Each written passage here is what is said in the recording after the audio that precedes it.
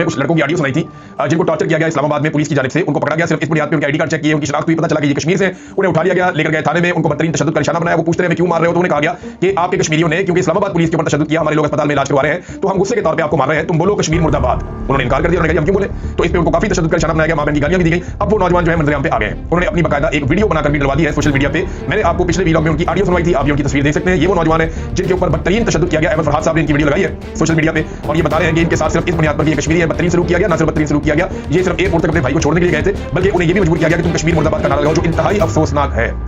नाज़रीन, इसके अलावा 50 अफराद का नाम नो फ्लाई लिस्ट में डाल दिया गया।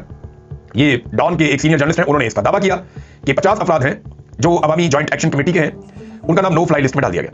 जबकि 200 अफराद की लिस्ट तैयार की गई, इनको पकड़ लिया जाएगा तो ये सारे काबू आ जाएंगे। तो ये एस्टैब्लिशमेंट एक मरतबा फिर ये खेल खेल कर देख ले, क्योंकि जो अवामी एक्शन कमेटी के नुमाइंदगान हैं उन्होंने अवाम में खड़े होकर बताया कि कौन से ब्रिगेडियर से, ब्रिगेडियर 5 गालिबन नाम है, कि उसके साथ हमारी क्या बातचीत हुई। उसने कहा जी मैं नया आया हूं, मैं चीजें हल करवाने की कोशिश करता हूं, आप लोगों के साथ जाती हो रही है।